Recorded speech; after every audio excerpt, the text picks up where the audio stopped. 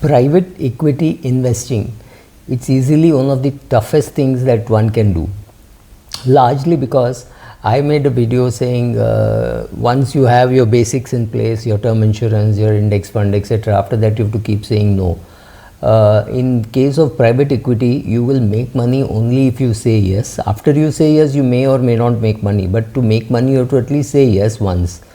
Saying no is very easy because you look at the projects and every project looks very, very vulnerable, right? And things can go wrong. Right now I know of a case where the CEO and the CIO had an affair, and when one of them left, she completely ruined it. And I mean, these kind of risks is not something which you ever anticipate. You think market risk, some new technology can come, but that interpersonal relationships are very important because there are only 3-4 people whom you trust, or maybe 5 people. Then one employee gets entangled with another employee emotionally, physically, financially, whatever, and then that place becomes a mess. These kind of risks are completely this is uncharted area. Nobody knows that these kind of risks exist.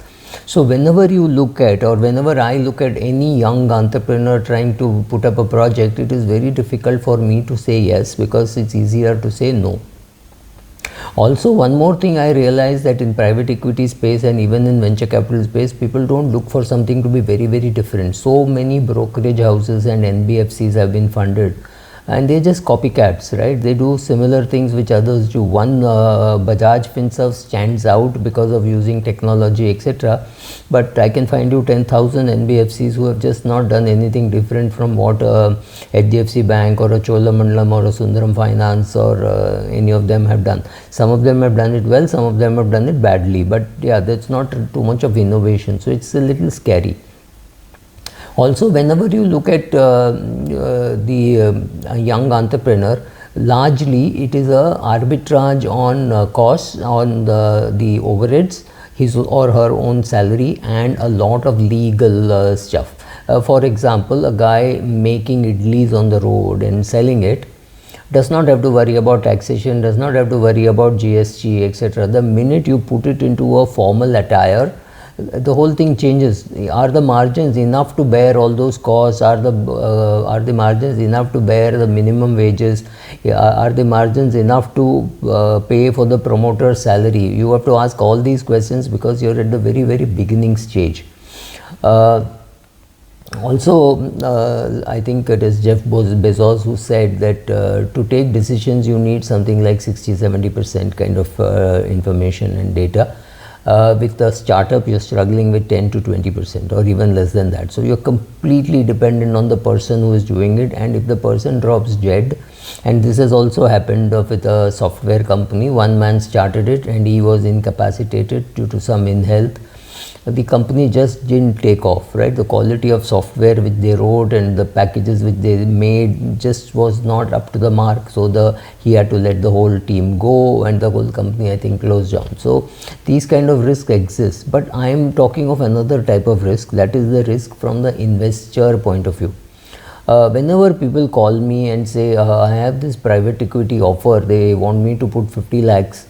Should I put? My first thing is to say, you have only 3 crores of your own money, so how would you put 50 lakhs in here? Because this could be lost completely, or it could, the IPO could be 5 years after that you thought it will happen. You thought it will happen in 7 years, it happens in 12 years, right? So in 12 years, would you have made enough money? Very long gestation period for you to guess. Will you get out in the first round of funding or the second round of funding? I have no clue, right? So with all these uncertainties, when somebody has less amount of money, I am not too keen to say, yes, you should put money in private equity. To me, the risk is high. Therefore, I would say no. What about somebody with 15 crores? Should that person put money in private equity? Yes and no. Now, if this person needs, say, 30 crores for retirement and he's about 52 years of age, his wife is not earning, and the children are going abroad for studying, and he needs money for that, then even though he has 15 crores, he doesn't have too much to spare. But for a 15 crore person, putting 25 lakhs or 30 lakhs is not very difficult.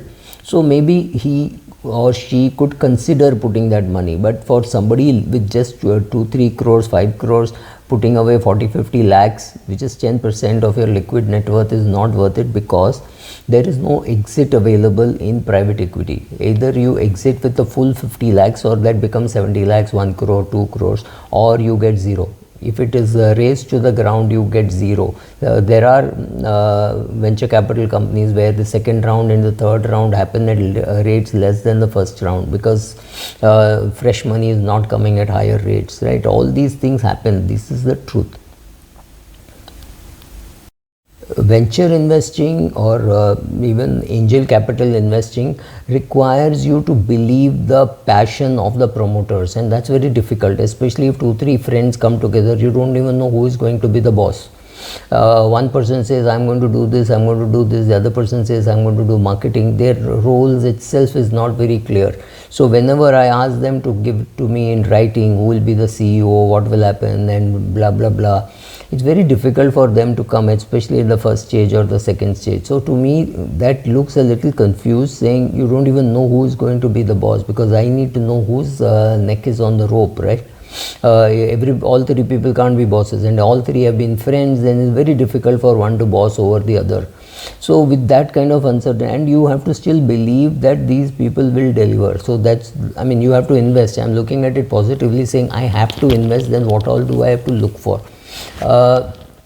Then I also have to worry that at what stage will I call the bluff and say, okay, I won't put any further money, because the minute I make that call, I know all the money that I've put has gone for a toss, right? Actually, the more experienced you are and the more opportunities you get, the more difficult it gets to be in such situations. So what do you do with when a person calls and I say, look, you need money for your other goals, right? You have your children education, children marriage, your own old age. Between all this, do you still think you can put away 50 lakhs or 25 lakhs with a chance that it will go to zero? This is something which people just don't understand, that something can go to zero. Venture capital and private equity is one place where it can go to zero. Now, if you put 25 lakhs in a single equity share, let's say you put 25 lakhs in Reliance, it is possible for you to get out at 24 lakhs if there is a fall, or let's say there's a 10% fall and you think, oh, I don't want to take a greater loss. At 22.5 lakhs you can get out. You can't do that in private equity. You can't do that in venture capital, right? So those are the risks that you run. Personally, I think unless you have a huge surplus and the amount that you're putting is something like 3%, 4% of your net worth, or maximum of 5% of your net worth, nowhere near 10%. I mean, a guy with 2.5 crores cannot put 25 lakhs, especially if he needs the money for his own retirement. Now, what happens to a 75-year-old man with 20 crores who needs 3 crores for himself? He can afford to put, because for him, this money doubling, not doubling, tripling, nothing really matters. He has got more than enough money for the rest of his life. So for him or her to put 25 lakhs in a nephew or son or grandson's business is different. It's not true for everybody. Private equity, venture capital is not for the weak-hearted. Even if a person comes and tells you, but I am going to be working there, that's different. He or she working there is different. They are going to get a salary.